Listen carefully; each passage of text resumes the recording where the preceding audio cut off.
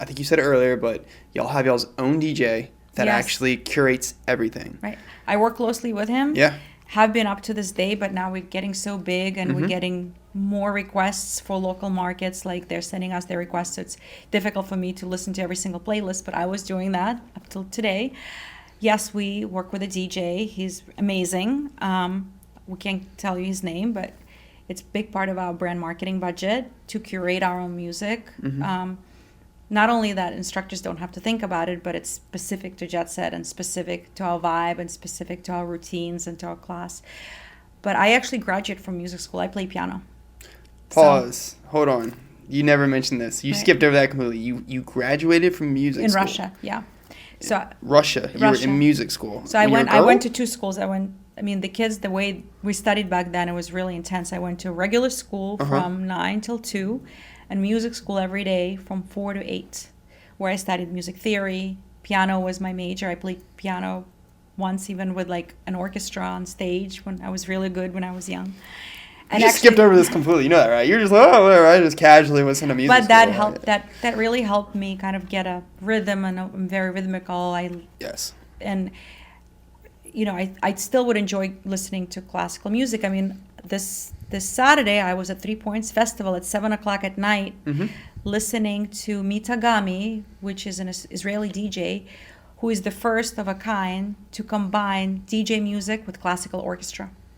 That's interesting. It was insane. It was packed, thousands of people, Yeah. and it was really like beautiful music, and a DJ in a DJ booth with a conductor and an orchestra come together, blending everything in. It was absolutely beautiful. I want to talk about, though, because I don't mean to cut you all the way back, but your mother and father had to be like I mean, you can't casually have that drive that you're like, oh, I'm going to go to music school and I'm going to do school, right? So your mom, you mentioned before, she kind of did guide you a little bit, saying, hey, don't do the actress. This woman, she has to be a little bit more of like a straight shooter, right? Like very black and white. Like, hey, you're going to do this. First off, is she still with us? She's thankfully still with us. I Awesome. actually helped them move to Delray about a year and a half ago. Cool. I had this like big enlightening, why are they not next to me, and helped them move here.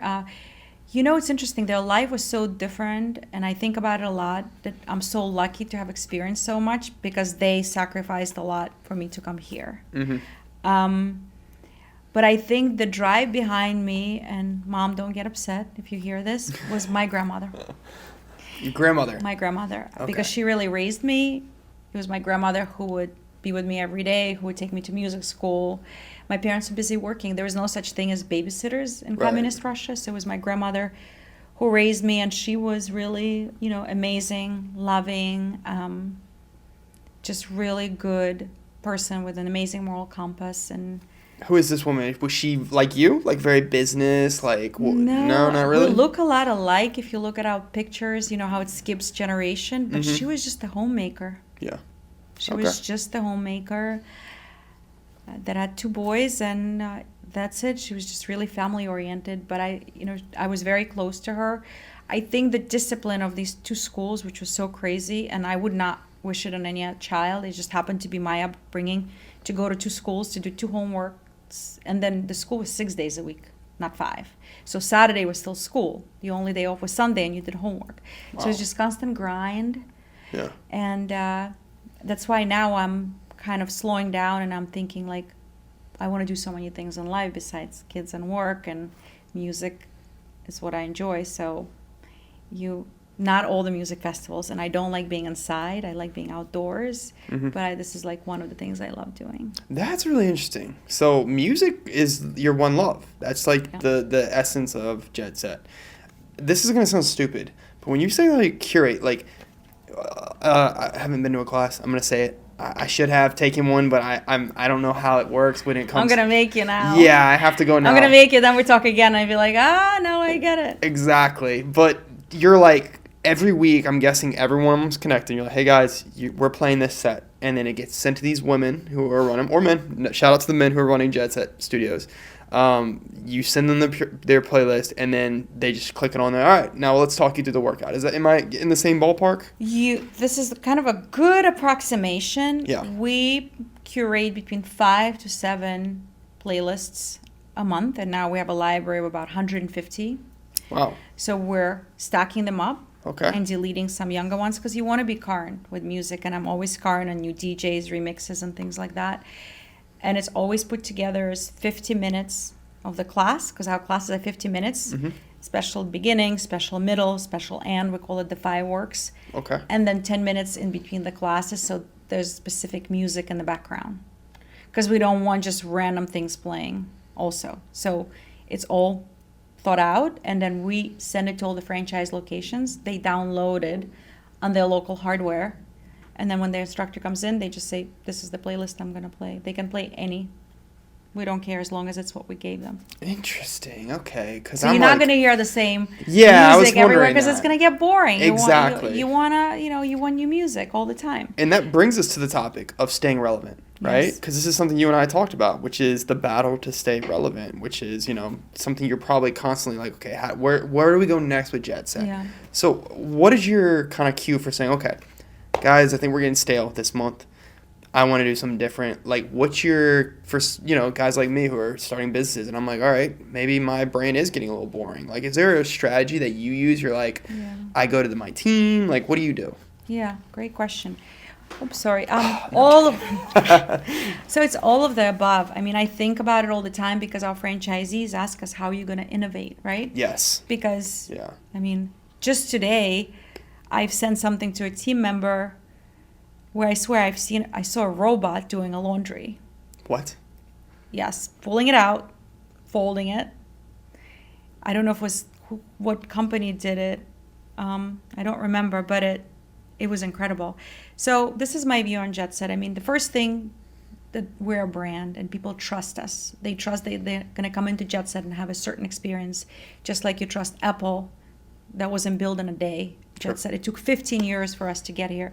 So I think that trust is very difficult to create overnight. So I feel good that we're making sure that the brand value stays protected. Mm-hmm.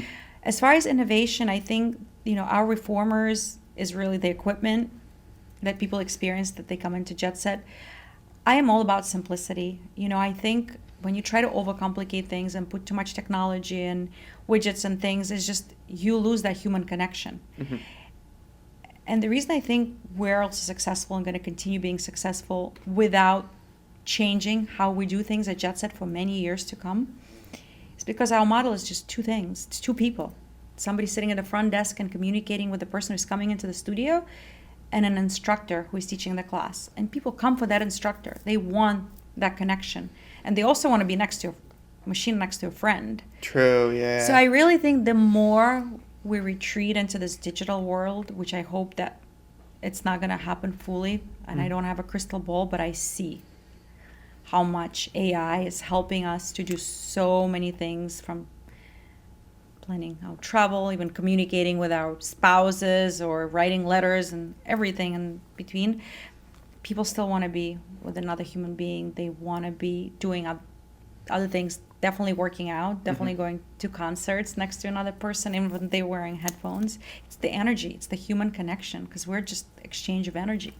And people miss it. And I think that is never going to change. I think we're probably just going to add things to our offering. And I would love to come up with another idea. And I've been thinking about something. I'm not ready yet to share it with the board, in addition to Reformer Pilates, but it's probably like a year and a half away. Oh, very cool.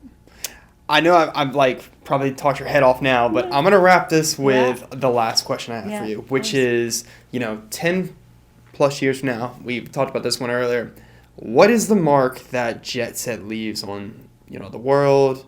Maybe you're long gone. Maybe you do sell it all. But, like, what would be the mark that you're like, okay, if anything, we're this as JETSET. This is the thing we wanted to say with our business. This is, like, our core. Like, what is that kind of separates JETSET? And we'll leave with that, because I think that's an important thing for people to know about you and the things you did. I mean, you built this phenomenal brand. So, like, what is that? It's really that it touches so many lives, and I'm not just saying it because I get DM'd on Instagram and I get random texts from franchise owners. But like in Tampa, I get a screenshot. A girl who moved to Tampa who found JETSET, started to work there, didn't know anybody, and after she found JETSET, has 10 people at her birthday dinner table, all through Jet Set. And she's like, thank you. Please tell Tamara thank you for bringing Jet Set to Tampa. Very cool. So I think it's just cool that franchisees Mm-hmm. creating new legacies and careers, leaving corporate America, whatever they're doing, creating studios in their cities, but also that it's really affecting in a positive way so many lives. To me, that's important. I like I that. think that's the legacy.